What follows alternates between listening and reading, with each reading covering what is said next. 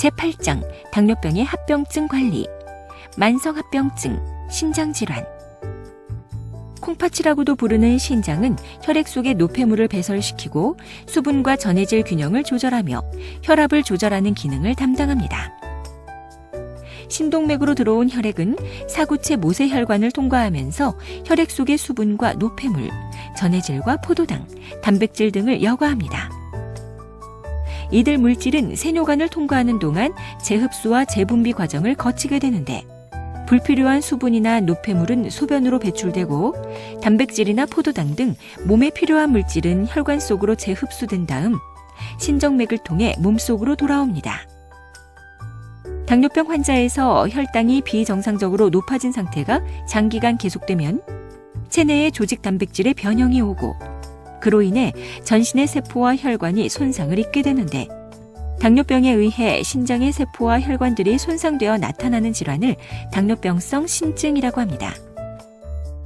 당뇨병으로 사구체가 손상되면 신장의 여과 기능이 제대로 작동되지 않게 되면서 단백질 등 우리 몸이 필요로 하는 영양소는 소변으로 배출되고 반대로 몸 밖으로 배출되어야 할 노폐물은 제대로 배출되지 않는 상태에 이르게 됩니다.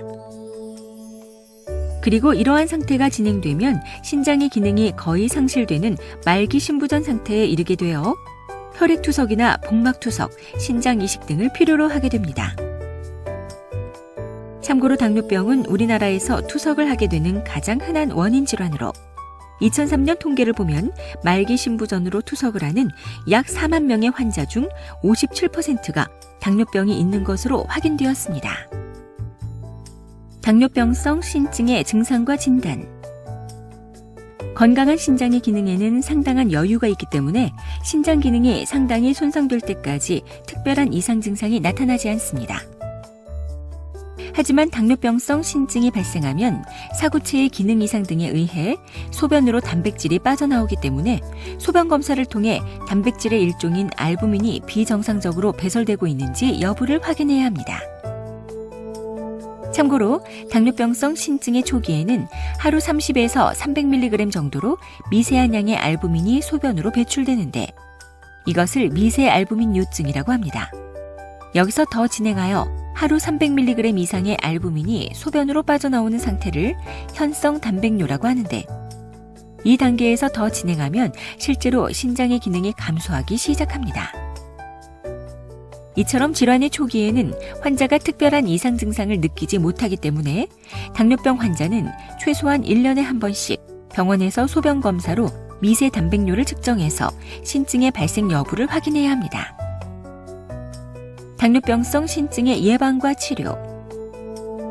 검사 결과 미세 단백뇨가 검출이 되지 않는 상태라면 혈당 조절을 열심히 하면서 향후 발생할 수 있는 당뇨병성 신증을 예방해야 합니다. 연구에 따르면 혈당 조절이 잘 된 환자군은 혈당 조절이 잘 되지 않은 환자군에 비해 당뇨병성 신증의 발생 비율이 절대적으로 낮은 것으로 확인되었습니다. 한편 검증되지 않은 건강보조식품이나 민간요법은 신장에 부담을 주거나 신장의 기능을 저하시킬 수 있기 때문에 주의가 필요합니다. 만약 미세 단백뇨가 검출되는 상태라면 무엇보다 혈당을 조절하는 데 각별한 신경을 써야 합니다. 왜냐하면 미세 단백뇨가 나오더라도 혈당을 잘 관리하면 상태가 호전되는 경우도 있기 때문입니다. 이미 현성 단백뇨가 나오고 신장 기능이 감소하기 시작한 경우에는 주치의의 지시를 따라서 단백뇨를 줄여주는 약물요법을 시작하고 혈당 관리와 더불어 혈압 관리에 더욱 신경을 써야 합니다.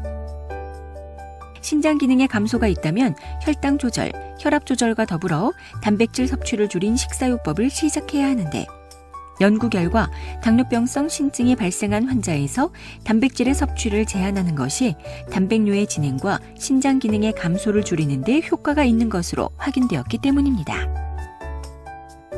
그리고 신장 기능이 크게 저하되거나 만성 신장질환의 합병증이 동반된 경우에는 혈액투석이나 복막투석, 신장이식 등 저하된 신장의 기능을 대체하는 치료를 고려해야 하기 때문에 신장내과 전문의와의 상담이 필요합니다.